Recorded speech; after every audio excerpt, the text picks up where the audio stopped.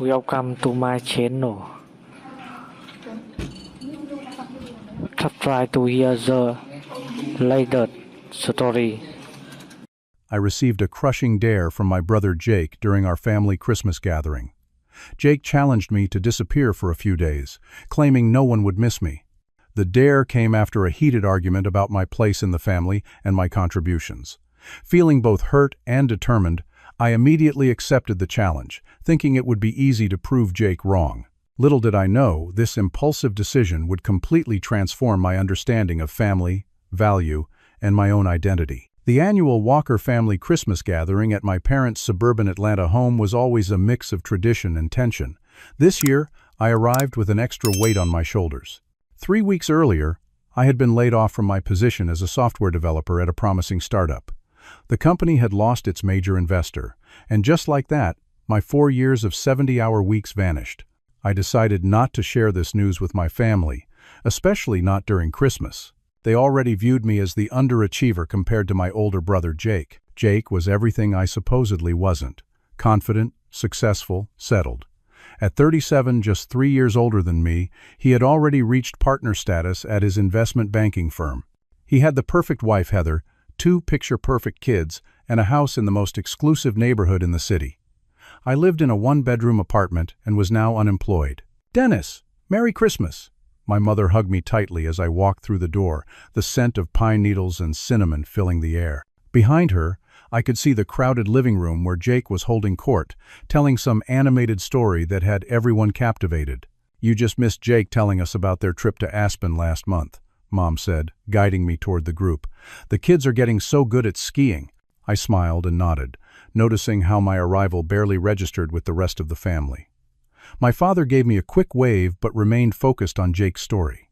My 2 cousins, aunt, and uncle were equally enthralled. Only my niece Madison broke away to give me a quick hug before returning to play with her brother. "Hey, little brother." Jake finally acknowledged me when his story concluded. He gave me a firm handshake that felt more like a dominance display than a greeting. "Still rocking the startup life? Those hoodies and sneakers must be comfortable." I was wearing a button-down shirt and slacks, but correcting him would only make me look defensive. "Good to see you too, Jake." The afternoon progressed with Jake at the center of every conversation. When dinner was served, my mother had prepared all of Jake's favorites. My contributions to the table setting went unnoticed, while everyone complimented Heather on the dessert she had brought. Dennis helped with the sweet potato casserole, Mom mentioned briefly after 15 minutes of praising Jake's recent promotion. "I'm sure he did," Jake said with a smirk. "Always been good at being a helper, haven't you, Dennis?" The comment stung, but I forced a smile.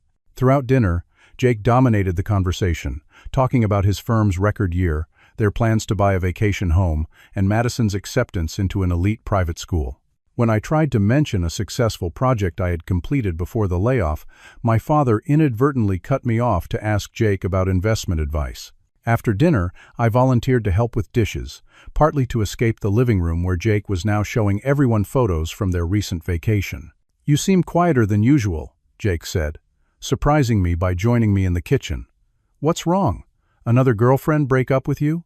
"Nothing's wrong," I replied, scrubbing a particularly stubborn pot. "Just tired." "Come on, Dennis. You've been moping around all day. It's Christmas. At least pretend to be happy to see everyone." I took a deep breath. "I am happy to see everyone. Everyone's just been too busy fawning over you to notice." Jake laughed, but there was no warmth in it. "Is that what this is about? You're jealous because people are interested in my life? Maybe if you had something interesting to share. Not everyone measures success the way you do, Jake." "Clearly," he scoffed. "But most people measure success by actually succeeding at something." The comment hit too close to home given my recent layoff. "You know what, Jake? Not everyone needs constant validation and attention." "No? Then why are you sulking because you're not getting any?" Jake leaned against the counter, studying me with that superior look I'd grown to hate. "Face it, Dennis. You're jealous because I've made something of myself while you're still figuring out what you want to be when you grow up. That's not true, and you know it." "Really? Then why don't you have a real career yet, or a family, or anything to show for yourself?" His voice had risen enough that I worried others might hear. "I have plenty to show for myself," I snapped back. "Just because it doesn't fit your narrow definition of success doesn't mean it's not valid." Keep telling yourself that. Jake lowered his voice to a mock whisper. But we both know the truth. You're the family disappointment. Mom and Dad just don't have the heart to tell you. Something in me snapped. That's not true. People care about me. They value me. Jake let out a humorless laugh. You know what? I dare you to test that theory. What are you talking about? I dare you to disappear for a few days, Jake said, his eyes glinting with challenge. No calls, no texts, no social media. Just vanish. I guarantee no one will even notice you're gone, let alone miss you. I was vaguely aware that the kitchen had gone quiet. My parents stood in the doorway, having overheard at least part of our conversation. Neither of them stepped in to contradict Jake or defend me. That's ridiculous, I said, but the seed of doubt had already been planted. Would anyone actually miss me if I disappeared? Scared, I'm right? Jake pressed. In that moment, looking at Jake's smug face and my parents' uncomfortable silence, something hardened inside me. You know what? I accept your challenge. Dennis, don't be silly, my mother finally intervened. Jake's just teasing. No, he's not, I said, still holding Jake's gaze. He means it, and so do I. I'll disappear for a while and we'll see who's right. As we stared at each other, Jake's expression shifted momentarily, as if he hadn't expected me to accept. But then the smugness returned.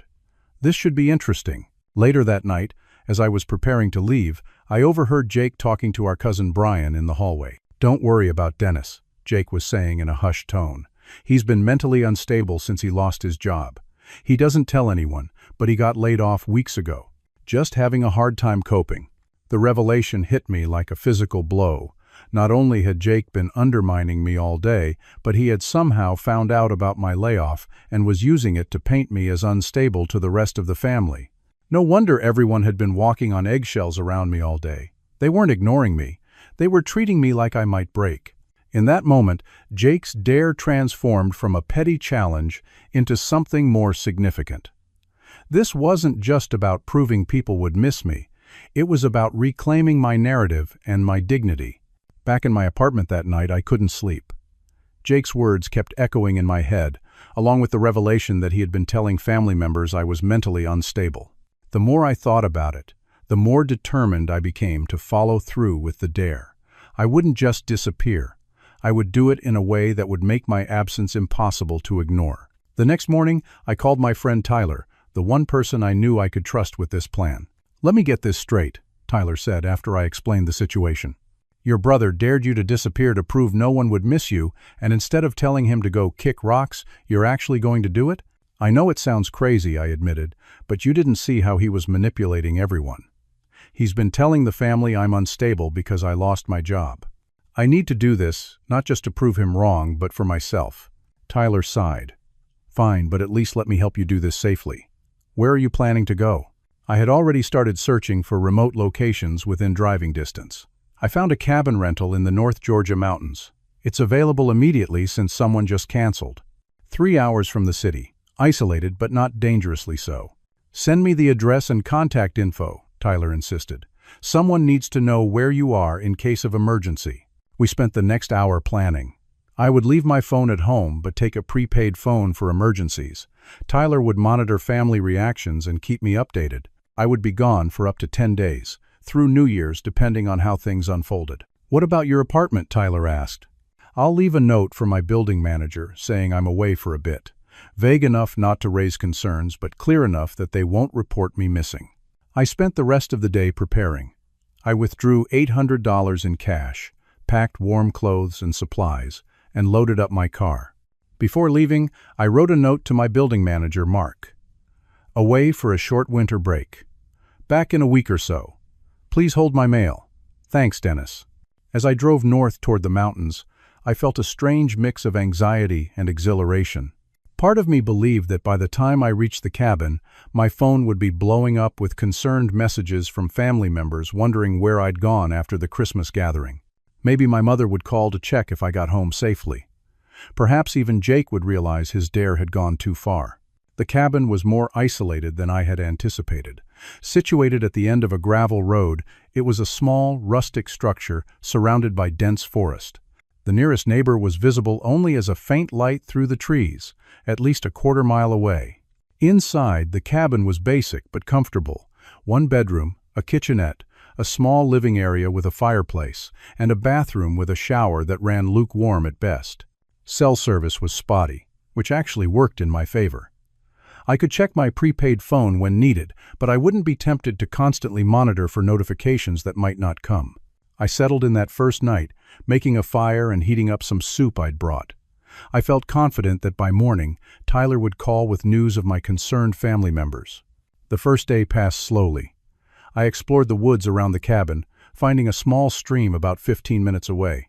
The winter forest was peaceful, the bare trees creating intricate patterns against the gray sky. When evening came, I checked my prepaid phone. No messages from Tyler. I told myself it was too soon, that people might not realize I was missing yet. On the second day, I hiked a nearby trail, the exertion helping to quiet my increasingly anxious thoughts. When I returned to the cabin, my prepaid phone showed a message from Tyler. Eagerly, I called him back. "Any news?" I asked immediately when he answered. "Dennis," Tyler's voice was hesitant. "I don't know how to tell you this, but nothing. No one has reached out asking about you. I even called your parents yesterday evening with a made-up question about a jacket you supposedly left at my place, just to see if they'd mention anything about not being able to reach you." "And?" My stomach tightened. "They just said they hadn't seen it and to try calling you directly. They didn't mention anything about not being able to get in touch with you." I sat down heavily on the cabin's small porch swing. "Maybe they just haven't tried to reach me yet." "Maybe," Tyler said, but we both knew it had been 48 hours since Christmas. If someone had been trying to call me and couldn't get through, they would have started to worry by now. "What about Jake?" I asked. "I saw him post family Christmas photos on Instagram yesterday. Normal holiday stuff, nothing about you being gone." After hanging up, I sat on the porch until darkness fell, the cold barely registering. Jake had been right. No one had noticed my absence. No one missed me. The realization was more painful than I had anticipated, cutting through my anger and leaving a hollow feeling in its place. That night, I considered ending the experiment and just going home. What was the point of continuing if I had already proven Jake right? But something stopped me. A stubborn voice inside insisted that running home now would only cement my defeat. I hadn't just accepted this challenge to prove Jake wrong. I had accepted it to prove something to myself. I just wasn't sure what that was yet. The third day of my isolation brought a heavy, introspective mood. I woke to gray skies and light snow, the world outside the cabin windows hushed and still. With nothing but time and silence, my thoughts turned inward, examining the painful reality Tyler had reported. 48 hours had passed, and no one had noticed my absence. I made a pot of coffee and sat by the window, watching snowflakes drift down through the trees.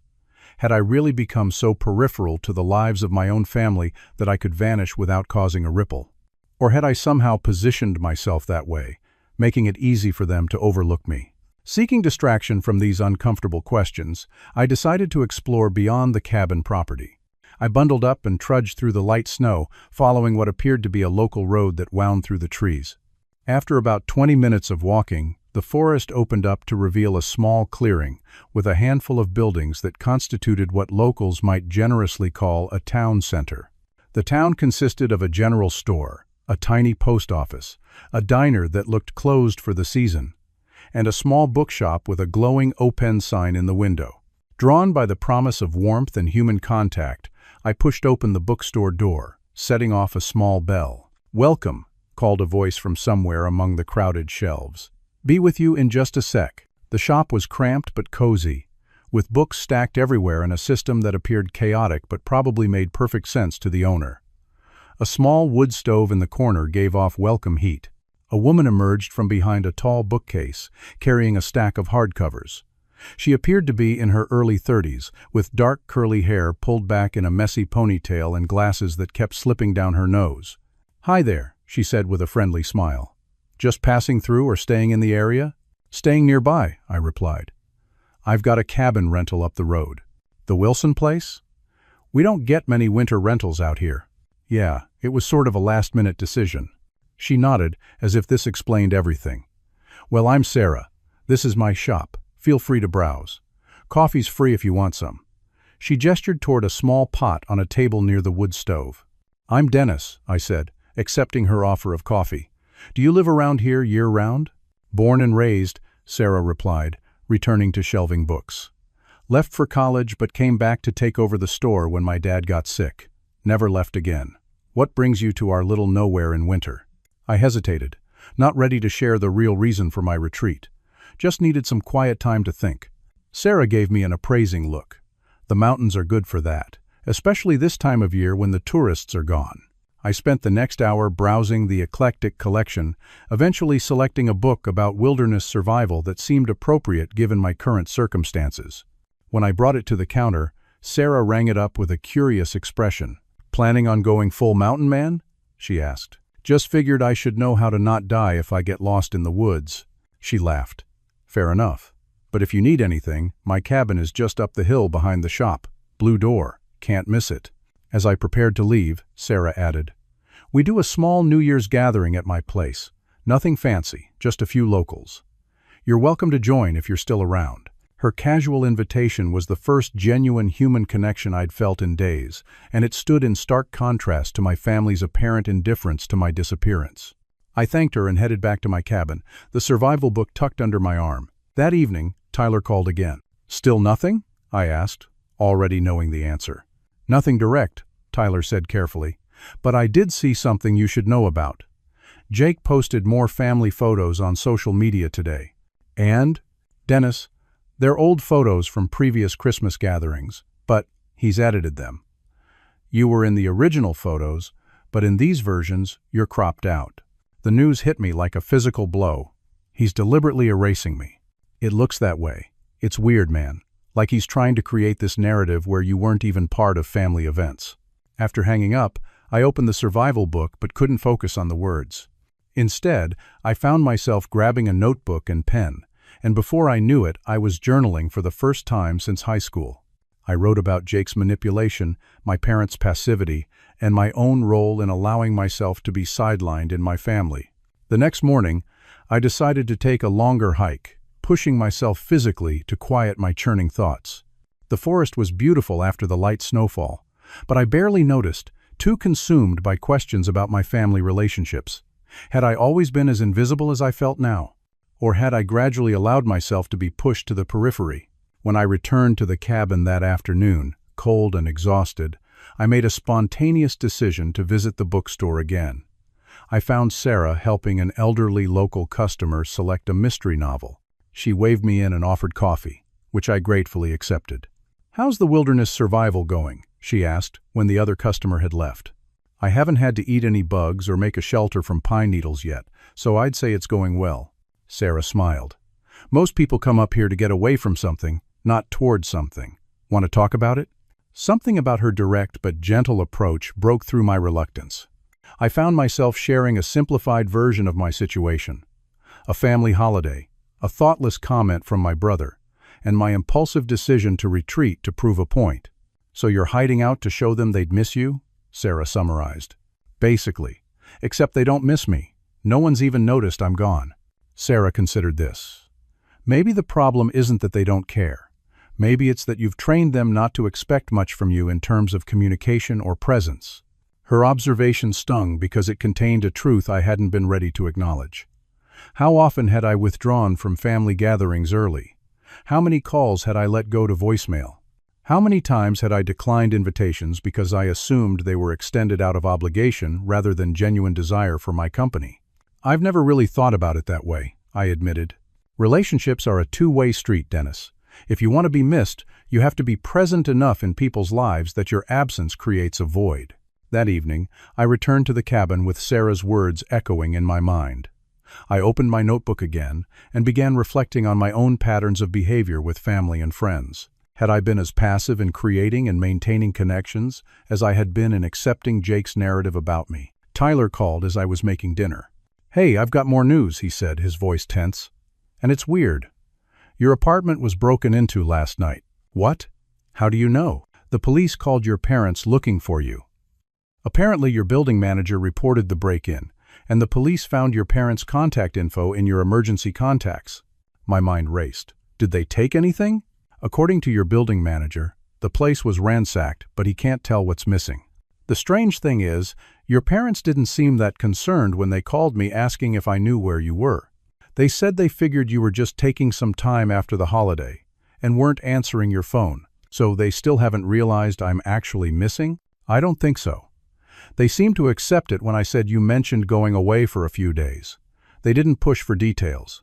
After hanging up, I sat in stunned silence. My apartment had been broken into, the police were looking for me, and my family still hadn't connected the dots that something might be wrong. Jake's cruel dare was proving more accurate than I could have imagined, but instead of feeling vindicated in my hurt, I just felt hollow. Later that night, I checked social media using the cabin's unreliable Wi-Fi connection. What I found sent a chill through me that had nothing to do with the winter temperature. Jake had posted more family photos, these from years ago.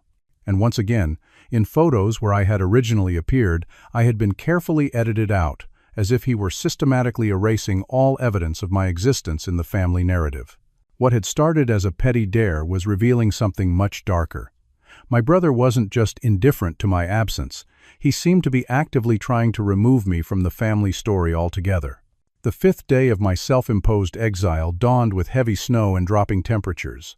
Weather reports on my laptop warned of an approaching winter storm. Under normal circumstances, I might have cut my stay short and headed back to the city, but the revelations about Jake's social media manipulations and my family's indifference to my absence had left me in a dark, emotional state. I spent the morning huddled by the fireplace, alternating between staring at the flames and jotting bitter thoughts in my journal. The break-in at my apartment nagged at me. It seemed too coincidental to happen right after I'd disappeared, but who would target my place specifically? I didn't own anything particularly valuable.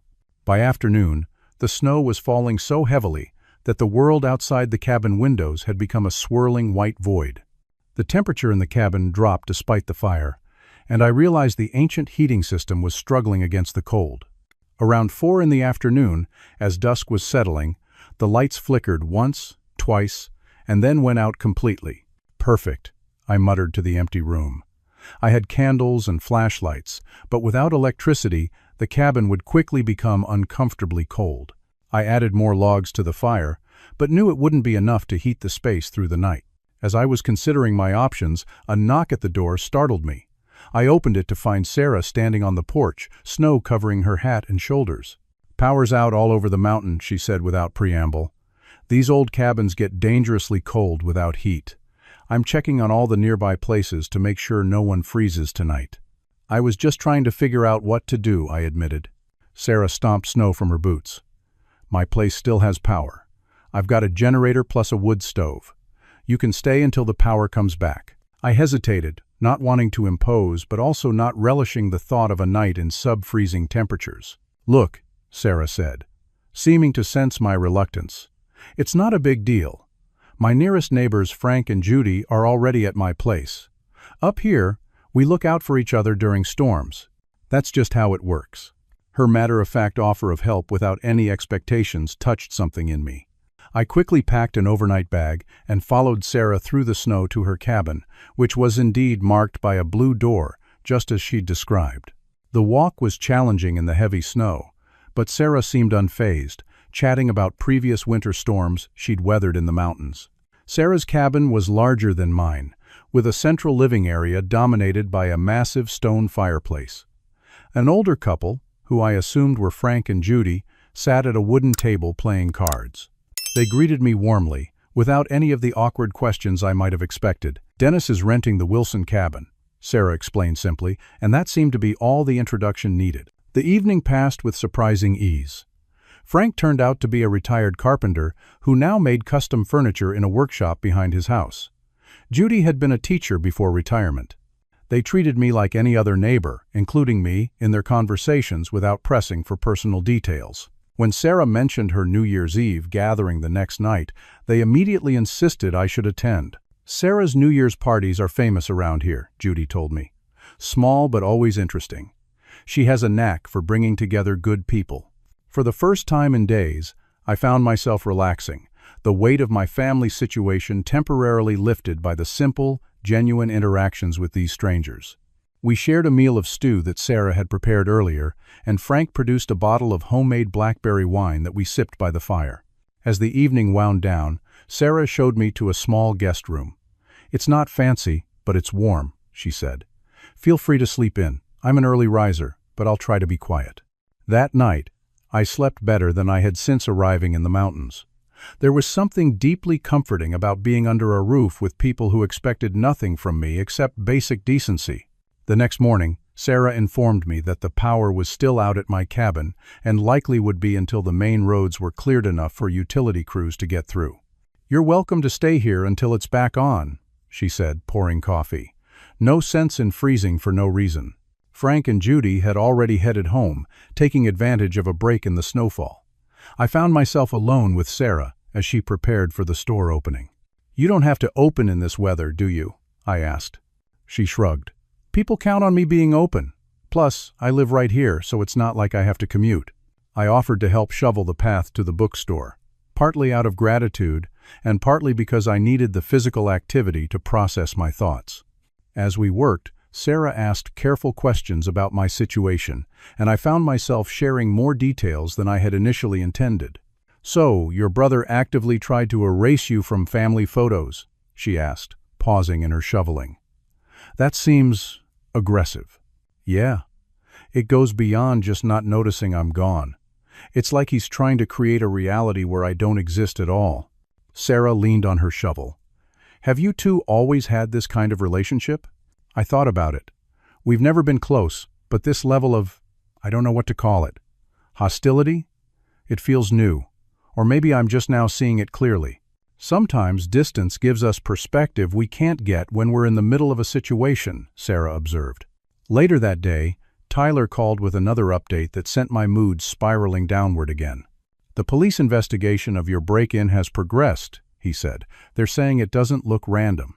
Specific items were targeted, mostly family heirlooms, while electronics and other valuables were left untouched." "Family heirlooms? I barely have any of those." "Apparently your grandfather's watch was taken, and some old photos and letters." A cold feeling settled in my stomach.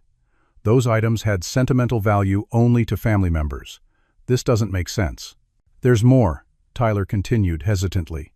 "I ran into your cousin Brian at the grocery store. He mentioned being worried about you," said Jake told the family. "You've been exhibiting concerning behavior lately. Jake apparently suggested you might have staged the break-in yourself for attention. The accusation was so outrageous that I couldn't even form words for a moment. That's insane. I'm not even there." "I know, man. I told Brian you were with me when it happened, but he seemed skeptical. Jake has been working overtime to paint you as unstable." After hanging up, I retreated to my room in Sarah's cabin, overwhelmed by the escalating situation. I had come to the mountains to prove my family would miss me, only to discover something much more disturbing. Jake wasn't just indifferent to me, he seemed to be actively trying to destroy my reputation and erase my place in the family. When evening arrived, I remained in my room, too consumed by dark thoughts to join Sarah as she prepared for her New Year's gathering. Eventually, she knocked gently on my door. "You okay in there?" she asked. "You don't have to join us if you're not feeling up to it, but isolation isn't great when you're processing heavy stuff." I reluctantly emerged, helping her set up food and drinks for the party. Guests began arriving around 8, a diverse group of local residents and a few visitors staying in nearby rentals. I was introduced simply as Dennis, staying at the Wilson cabin, with no explanation needed or expected. Among the guests was Will, a friend of Sarah's who had driven up from Atlanta for the weekend. When he mentioned he was a family therapist, I found myself drawn into a longer conversation. "Sarah mentioned you're dealing with some family dynamics," Will said as we stood by the fireplace, drinks in hand. "Without prying, I'm happy to offer a professional perspective if it would help." Something about his calm, non-judgmental demeanor broke through my reluctance. I found myself sharing the full story. Jake's Christmas dare, my impulsive decision to disappear, the disturbing discovery that no one had noticed my absence, and finally, Jake's apparent campaign to discredit me with the family and literally erase me from family history. Will listened intently, occasionally asking clarifying questions. When I finished, he was quiet for a moment, considering. "What you're describing sounds like a pattern of systematic undermining," he finally said. Your brother's behavior goes beyond normal sibling rivalry. The calculated nature of the social media manipulation and the narrative he's creating about your mental state suggests something more concerning. But why? I asked. What could he possibly gain from this? Family dynamics are complex, Will replied. Sometimes people who appear successful on the surface are driven by deep insecurities. Your brother may see you as a threat in ways you don't even realize. As the New Year's countdown began, I found myself surrounded by strangers who had welcomed me without question, while my own family hadn't even noticed my absence. The irony wasn't lost on me. At midnight, as everyone cheered and exchanged hugs, I felt both profoundly disconnected from my past and strangely anchored by these new, tentative connections. After most guests had left and Sarah was cleaning up, my prepaid phone rang. It was Tyler again, his voice tense. "Dennis, something really weird just happened. The police called your parents again about the break-in. They needed to ask more questions about what might have been taken.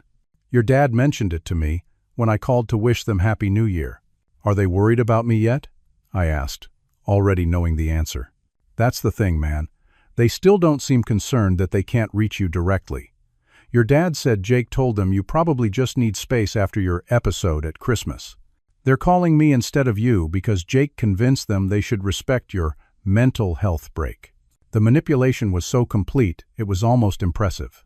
Jake had created a narrative where my absence was expected and even necessary, effectively neutralizing any concern my disappearance might have caused. "There's one more thing," Tyler added reluctantly. "I did some digging. The timestamps on those photos Jake posted, the ones where he edited you out, some of them were created weeks ago, before Christmas, before your fight. He's been planning this for a while." The revelation left me speechless. This wasn't a spontaneous reaction to our Christmas argument. Jake had been systematically working to undermine me and remove me from the family narrative for weeks, possibly months. As I hung up, I felt something shift inside me. The hurt and shock were being replaced by something harder and more focused: determination. I had come to the mountains to prove my family would miss me. Instead, I had discovered a deliberate campaign to erase me. Now I needed to understand why. And then I needed to fight back. The first morning of the new year dawned clear and cold. The storm had passed, leaving behind a pristine white landscape and sapphire blue skies. The power had been restored to my rental cabin overnight, according to a call from the property manager. I thanked Sarah for her hospitality and prepared to return to my original accommodation. "You sure you want to go back to being alone right now?" Sarah asked as she helped me gather my things. "You're welcome to stay longer if you need to. I appreciate that more than you know," I told her sincerely. "But I need some space to think through what I've learned and decide what to do next." Sarah nodded, understanding. "Well, my door's always open, literally, since I live above a business. And Frank mentioned he'd like to show you his workshop if you're interested. Says, woodworking is good therapy." The offer touched me. I might take him up on that. Back at my cabin, I sat down with my journal and began to organize my thoughts. What had started as a petty dare had revealed something much darker, a systematic effort by Jake to undermine me and erase my place in the family. The question was, why? And more importantly, what was I going to do about it? I made a list of everything I knew. Jake had been editing me out of family photos weeks before our Christmas argument. He had been spreading rumors about my mental stability. He had somehow learned about my job loss and was using it against me. My parents were fully buying into his narrative. Someone had broken into my apartment and specifically taken family heirlooms. The pieces didn't quite fit together yet, but I was beginning to suspect there was more to Jake's behavior than simple sibling rivalry. His actions seemed too calculated, too deliberate. I called Tyler to share my thoughts. "I've been thinking the same thing," Tyler said when I explained my suspicions. "This feels like more than just Jake being a jerk. He's putting a lot of effort into this." "I need you to do some digging for me," I said, a plan beginning to form in my mind. "Can you access old family emails? My parents always copy everyone on family discussions, and they never delete anything." "I can try. What am I looking for?" "I'm not sure exactly. Anything unusual involving Jake and me. Conversations I wasn't included in, decisions I wasn't part of." That afternoon I took up Frank's invitation to visit his workshop. The older man welcomed me warmly, showing me around a space filled with the rich scent of wood and the gleam of well-cared-for tools. "Sarah mentioned you're working through some family troubles," Frank said as he demonstrated how to use a hand plane. "Won't pry into the details, but I will say this. Working with your hands gives your mind space to process. Here, try this." He guided me through the basics of shaping a simple wooden box. The focus required to make clean cuts and precise joints was oddly calming, drawing my attention away from my churning thoughts about Jake. "Making something tangible helps ground you," Frank explained as we worked. "Reminds you that you can create something solid and real, even when other parts of life feel chaotic." By the end of the afternoon, I had produced a small but respectable wooden box. Frank helped me sand it smooth and apply a first coat of finish. "Come back tomorrow and we'll continue," he invited. "I've got plenty of projects that could use an extra pair of hands." Over the next few days, I fell into a routine. Mornings spent hiking in the now sunny mountains, afternoons learning woodworking with Frank, and evenings having dinner with Sarah at her bookshop while we discussed books, life, and gradually, my family situation. She listened without judgment as I worked through my conflicted feelings about Jake and my parents. "It sounds like you've spent years accepting the role they assigned you," Sarah observed one evening. "The underachiever. The one who needs guidance. But that's not who you really are, is it?" Her question made me pause. I'm not sure I know who I really am anymore. I've been living in Jake's shadow for so long. On the 7th day of my mountain retreat, Tyler called with a bombshell. "Dennis, I found something in those old emails," he said, his voice tight with urgency. "Remember that job offer you got from Westridge Tech 3 years ago? The one you turned down because your parents convinced you it wasn't a good fit? Yeah, it was a great opportunity. But they made good points about the company's stability. Well, I found an email chain between Jake and your parents from right before you declined it. Jake was feeding them all kinds of negative information about Westridge, telling them to convince you not to take it. I felt a chill that had nothing to do with the winter air. Why would he do that? Here's the kicker. 2 weeks after you declined, Jake's firm announced they were handling Westridge's IPO. The company's stock doubled in value that first year. The implications hit me hard. He sabotaged a major career opportunity for me. But why? "I think I know," Tyler said grimly. "I found another email from around the same time. Jake wrote to your dad, and I quote, 'Dennis has always been the smart one, the one with potential. I've worked twice as hard to get half the recognition. If he takes this job, he'll finally eclipse me in the family narrative. I can't let that happen.' The revelation left me reeling. All these years, I'd thought Jake looked down on me for my supposed lack of success and ambition. In reality, he had been actively working to limit my opportunities because he felt threatened by me. The successful, confident older brother who had everything was actually deeply insecure and jealous. "There's more," Tyler continued. "I think Jake might be behind the break-in at your apartment.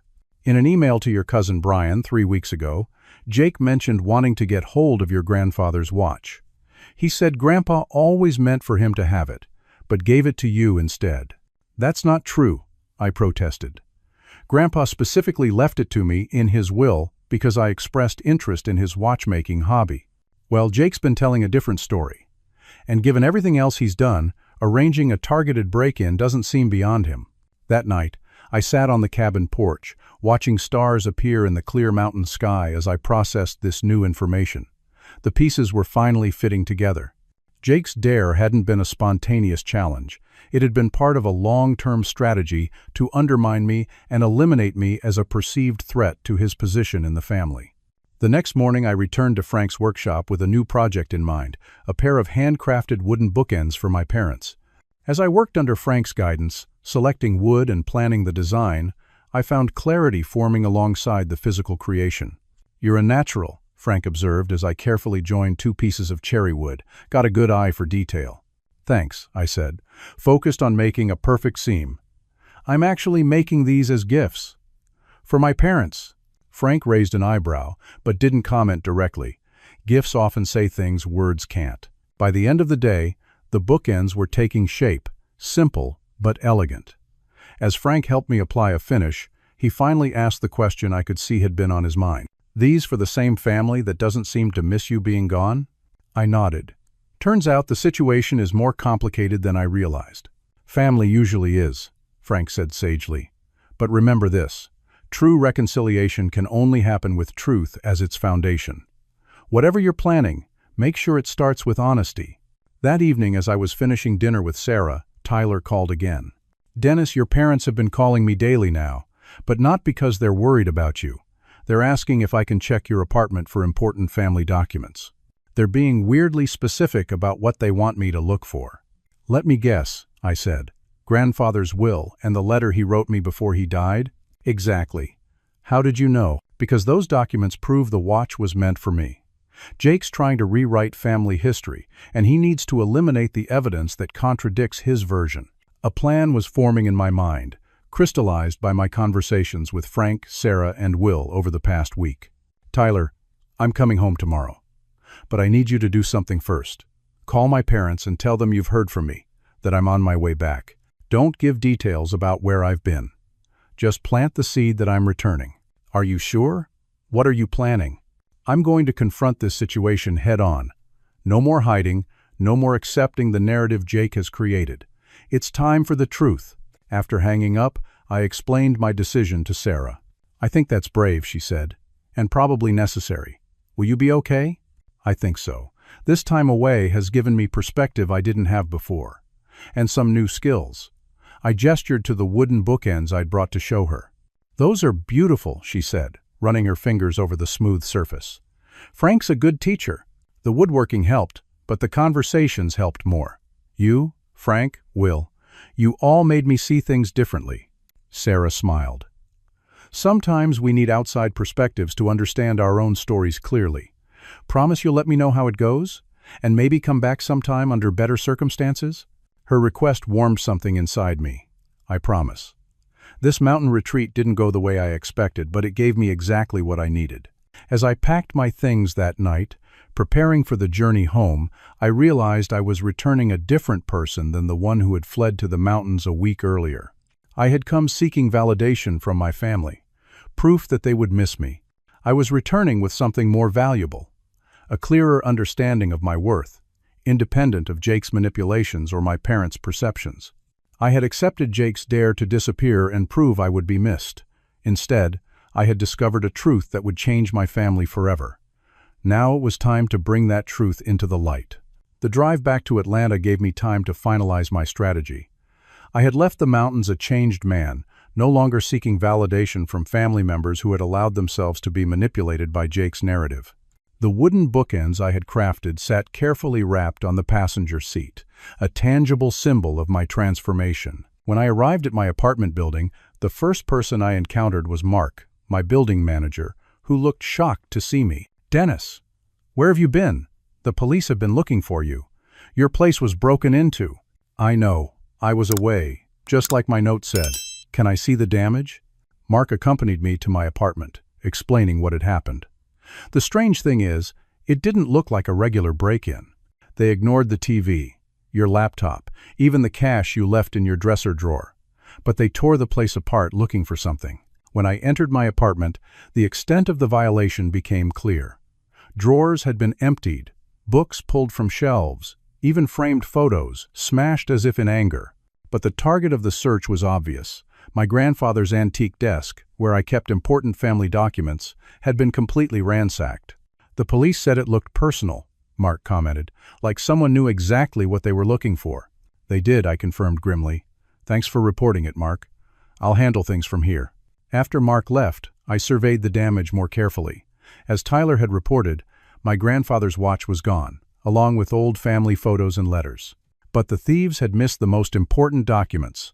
Grandfather's will and his personal letter to me were hidden in a hollowed-out book, a hiding place only Tyler and I knew about. I retrieved these documents and placed them in my bag alongside the wooden bookends. Then I called my parents. "Dennis, where have you been?" my mother answered, her voice conveying surprise, but not the deep concern one might expect from a parent whose son had been unreachable for over a week. "I've been away, thinking about some things," I said carefully. "I'm back now. I'd like to come over and talk to you and Dad. Is now a good time?" "Oh well, we weren't expecting visitors today." "It's important, Mom. I'll be there in 30 minutes. I arrived at my parents' suburban home to find both of them waiting nervously in the living room. My father rose to greet me with an awkward handshake, while my mother offered a quick hug. "We were starting to worry about you," my father said, though his tone suggested mild inconvenience rather than genuine concern. "Were you?" I asked, taking a seat across from them. "It's been 8 days since Christmas. I haven't answered calls or texts. My apartment was broken into. And this is the first time you've seen me since I accepted Jake's dare to disappear." My parents exchanged uncomfortable glances. "Jake mentioned you might need some space after your outburst at Christmas," my mother said delicately. "And with everything you've been going through with your job situation—" "My job situation?" I repeated. "You mean the layoff that I hadn't told anyone about? The one Jake somehow knew about and used to convince you I was mentally unstable?" My father shifted uncomfortably. "Dennis, we know things have been difficult for you lately. Jake was just concerned." "Was he?" I reached into my bag and removed the documents I had brought. "I think we need to talk about Jake and what he's really been doing." I began laying out everything I had discovered during my absence. Jake's systematic campaign to undermine me, the edited family photos, the rumors about my mental state, and finally, the evidence Tyler had found about Jake sabotaging my career opportunity years earlier. As I spoke, my parents' expressions shifted from disbelief to confusion to the beginning of realization. When I showed them the emails Tyler had forwarded to me, my father's face paled. "I don't understand," my mother said weakly. "Why would Jake do these things?" Before I could answer, we heard a car door slam outside, followed by footsteps on the porch. The front door opened, and Jake walked in without knocking. He stopped short when he saw me. "Dennis," he said, quickly composing his features into a mask of brotherly concern. "You're back. We've been worried about you." "Have you?" I stood to face him directly. "That's interesting, considering you've spent the last week telling everyone I'm mentally unstable and need space." Jake's eyes darted to the document spread on the coffee table. "What's going on here?" "The truth is coming out, Jake, about everything. The rumors, the sabotaged job opportunity, the edited photos, all of it." Jake's expression hardened. "I don't know what you think you're proving with this dramatic return, but clearly your time away hasn't improved your state of mind." "Stop." My father's voice was quiet but firm. "Jake, sit down. I think we all need to have an honest conversation." Jake hesitated, then took a seat, his body language defensive. "Dad, can't you see what's happening? Dennis has created this elaborate conspiracy theory to explain his own failures. It's part of his breakdown." "Is it a conspiracy theory when I have proof?" I countered, sliding the emails across the table toward him. "You've been trying to hold me back for years because you're threatened by me. You admitted it in your own words." "Those emails are taken out of context," Jake protested, but I could see sweat beginning to form on his brow. "Then let me add some context," I said, pulling out my grandfather's will and letter. "Let's talk about why my apartment was broken into and why grandfather's watch was stolen." Jake's face went pale. "I don't know anything about a break-in." "Don't you? You've been telling everyone the watch should have been yours. You specifically asked our parents to look for grandfather's will and letter this week. The only items taken were things that connected me to family history." My mother gasped softly. "Jake, you didn't." Jake's composure cracked. "Everything always came easily to him," he burst out, pointing at me accusingly. "Dennis was always the smart one, the talented one, Grandpa's favorite. Everyone always said Dennis had so much potential." "So you decided to make sure I never reached that potential?" I asked quietly. "I worked twice as hard for everything I've achieved," Jake continued, his voice rising. "Dennis just coasts through life, and everyone still thinks he's amazing. I couldn't let him take that job at Westridge. He would have outshone me completely." The naked admission hung in the air. My parents stared at Jake as if seeing him for the first time. "And the Christmas dare?" I pressed. "Was that just another way to push me out of the family picture? Literally since you've been editing me out of family photos for weeks?" Jake's expression turned ugly. "You were always going to be the failure, Dennis. I just helped the process along. Nobody missed you this week because nobody needs you. I made sure of that." My mother stood suddenly, tears in her eyes. "That's enough, Jake. I don't even recognize who you are right now." "I brought something for you," I said to my parents, reaching for the wrapped wooden bookends. "I made these during my time away. I learned that creating something tangible helps you see things more clearly." As they unwrapped the handcrafted pieces, Jake snorted derisively. Wooden bookends? This is what you've been doing while hiding in the woods? Pathetic. Actually, it was quite therapeutic, I replied calmly. It gave me time to think about what I really want. And it's not to compete with you, Jake. It never was. My father ran his fingers over the smooth wood. You made these yourself? They're beautiful, Dennis. While I was away, I realized something important, I continued. This family has been operating under a narrative that Jake created. A story where he's the successful son and I'm the disappointment. But that's never been the real story. Jake stood abruptly. I'm not going to sit here and listen to this. Dennis disappears for a week, comes back with some wild accusations and homemade crafts. And you're all falling for it? Sit down, Jake, my father said, his voice steely. You've done enough damage. Now you're going to listen. To my surprise, Jake complied, though his posture remained defiant. I have one more piece of evidence, I said, pulling out my phone. I played a recording of our entire conversation since Jake had arrived, including his admission about sabotaging my career opportunity and his contemptuous comments about my absence. You recorded me? Jake sputtered, his face flushing with anger. I needed to make sure the truth wouldn't be twisted again, I replied. This recording proves everything I've been saying about your manipulation. My parents looked stunned by the extent of Jake's deception. My mother was openly crying now, while my father's expression had hardened into something I'd never seen before. Jake, my father said finally, I don't even know where to begin. The way you've treated your brother, the lies, the manipulation, it's unconscionable. You've been enabling him for years, Jake shot back, always making excuses for why Dennis couldn't succeed. He's creative. He marches to his own drummer. Meanwhile, I did everything right, everything you ever asked of me. We never asked you to sabotage your brother's life, my mother said quietly. We never asked you to turn us against him. The saddest part, I added, is that your success is real, Jake. You didn't need to tear me down to be the accomplished son. There was room for both of us to succeed. Jake's expression flickered, a momentary glimpse of vulnerability before the anger returned. You don't understand. You never have. I think I do understand now, I replied, and I'm ready to move forward, with or without your participation in my life. But this manipulation ends today. My father stood, his decision clear in his posture. Jake, I think you should leave now. We all need time to process what we've learned today. But know this, things will be different going forward. What you've done has consequences. Jake looked from my father to my mother, searching for any sign of their usual indulgence. Finding none, he grabbed his keys and stormed toward the door. This isn't over, Dennis, he said, turning back with a glare. You think you've won, but you haven't. After Jake left, a heavy silence filled the room. My parents looked shell-shocked, struggling to reconcile what they had just learned about their older son. We failed you, Dennis, my father finally said. We should have seen what was happening. You believed what you were conditioned to believe, I replied. Jake is very convincing. What happens now? My mother asked, her voice small. I took a deep breath. Now we build something new, something honest. It won't be easy, and it will take time. But it starts with seeing each other clearly, without Jake's manipulations coloring everything. As I drove home that evening, I felt both exhausted and oddly liberated. The confrontation had gone better than I had dared hope. The truth was finally out, and while it had been painful, it was also the first step toward healing. Back at my apartment, I began the process of cleaning up after the break-in, restoring order to the chaos Jake had indirectly created. As I worked, I reflected on the strange journey that had brought me to this point.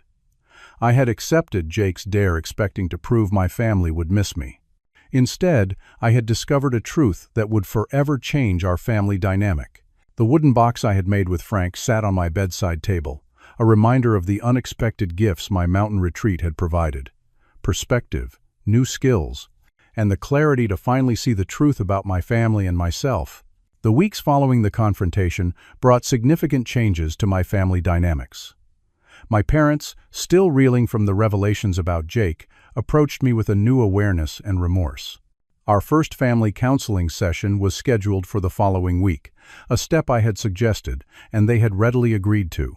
Jake, predictably, refused to participate in any therapy. He maintained that I had manipulated our parents against him, a stance that only further confirmed the pattern of behavior I had exposed. Despite his resistance, the power of his narrative over the family had been broken. My parents began to see his actions and words through a more critical lens. The apartment break-in case remained officially unsolved, but Jake's involvement seemed all but certain. Though we lacked concrete proof to press charges, my grandfather's watch mysteriously reappeared in my mailbox 3 days after our confrontation, along with most of the stolen family photos. My focus turned to rebuilding my life with a new sense of purpose. The unexpected friendships I had formed during my mountain retreat proved invaluable in this process. Sarah and I maintained regular contact, with plans for me to return to the mountains under happier circumstances. Frank sent me woodworking plans and advice, encouraging me to continue developing the skills he had introduced me to. 2 weeks after my return, Sarah called with unexpected news. "Remember Will, the therapist you met at my New Year's party?" she asked. "He mentioned your software background to a client who runs a tech incubator. They're looking for someone with exactly your skill set for a new educational technology project." The opportunity felt like the universe coming full circle. The job interview led to an offer with better terms than the Westridge position Jake had sabotaged years earlier. The role would allow me to combine my technical expertise with the creative thinking my parents had always acknowledged but never quite valued in the same way as Jake's financial success. My parents invited me to dinner to celebrate the new job. As we sat in their dining room, the same space where Jake's dare had been issued just over a month earlier, the contrast was striking. The conversation flowed more naturally, with genuine interest in my plans and experiences. "We've been doing a lot of thinking since everything came out," my father said as we finished dessert, "about how we contributed to the dynamics between you and Jake. We always thought we were being fair," my mother added, "but looking back we can see how we enabled Jake's behavior and overlooked your accomplishments." "I appreciate that recognition," I replied, "but I've been reflecting too on my own role in all this. I allowed myself to accept Jake's narrative about me. I stopped trying because I believed I couldn't measure up. The wooden bookends you made us," my father said, gesturing to where they now proudly displayed on the living room shelf, "they mean more to us than any expensive gift Jake ever gave us. They represent something genuine." My mother reached across the table to take my hand. "We missed you during those days you were gone, Dennis. We just didn't know how to show it because Jake had convinced us you needed space. I'm so sorry we let that happen." The simple acknowledgement, something I had desperately wanted to hear during my time in the mountains, now felt like closure rather than validation. I no longer needed their missing me to prove my worth. "I've been working on something else," I told them, reaching for a bag I had brought. Inside was another woodworking project, a small wooden box with their initials inlaid in contrasting wood. "It's beautiful," my mother gasped, turning it over in her hands. "Frank has been teaching me more techniques," I explained. "I've set up a small workshop in my apartment. It's become more than just a hobby for me." "You're really talented," my father said, examining the craftsmanship. "You always had an eye for detail." The conversation turned to my upcoming job and my plans for the future. For once we talked without the shadow of comparison to Jake hanging over every accomplishment. As winter turned to spring, my new career flourished. The incubator project gained traction and funding, putting me in a leadership position that utilized both my technical and creative abilities. I continued to develop my woodworking skills, even selling a few pieces through a local craft cooperative. My relationship with my parents evolved into something healthier and more genuine than it had ever been. Without Jake's constant manipulation, they began to see me clearly, appreciating my unique strengths rather than measuring them against a false standard. Jake himself remained in our lives, but in a much different capacity. My parents established firm boundaries with him, refusing to tolerate his attempts to undermine me or distort family dynamics. He maintained his outward success, but seemed increasingly hollow without the validation of being the favored son. Occasionally, I caught glimpses of genuine regret in his eyes, though his pride prevented any meaningful acknowledgement or apology. The following Christmas, as we gathered for the holiday, the contrast with the previous year was profound. The tension and underlying hostility had been replaced with a cautious but genuine warmth. Jake attended with his family but was notably subdued, his influence diminished by the truth that had come to light. After dinner, I found myself alone with Jake in the kitchen, an echo of the scene where his fateful dare had been issued. We worked in silence for a few moments, loading the dishwasher. "You know," Jake finally said, not looking at me. I never expected you to actually disappear last year. I know, I replied. You expected me to fail at that too. He flinched slightly at my directness. I've been seeing someone. A therapist, I mean. The admission surprised me. That's good. I'm not ready to talk about everything yet, he continued, his voice uncharacteristically uncertain. But I've started to look at why I felt so threatened by you all these years. It wasn't an apology, but it was perhaps the first honest thing Jake had said to me in years. That's a start, I guess. Later that evening, as we gathered in the living room, my mother pulled out an album of family photos, including several that featured me prominently, images Jake had once tried to erase. I've been organizing these properly, she explained, making sure our family history is accurate and complete. The simple act of inclusion, of acknowledging my place in the family narrative, felt deeply healing. As I looked around the room, at parents who were learning to see me clearly, at Jake struggling with his own demons, I reflected on the strange journey that had brought us to this point. I had accepted a cruel dare to disappear, expecting to prove I would be missed. Instead, I had discovered something far more valuable. The truth about my family, the strength to stand up for myself, and most importantly, a clear understanding of my own worth, independent of anyone else's validation. The wooden bookends I had crafted during my mountain retreat still held a place of honor on my parents' shelf, a tangible reminder of the transformation that had begun when I accepted Jake's dare and chose to disappear. In trying to prove I would be missed, I had found myself instead. Sometimes, the most important journeys take us far from where we expected to go. My brother dared me at Christmas to disappear and prove I would be missed. I accepted his challenge and discovered that being seen clearly is far more valuable than simply being missed, and that realization has made all the difference. Have you ever had someone underestimate your importance in their life? How did you handle it? Comment below and share your experience. If this story resonated with you, please like and subscribe for more content like this, and share this with someone who might need to hear that their worth isn't determined by others' validation. Thank you for listening to my story. And remember, sometimes the greatest revelations come when we step away from the narratives others create for us.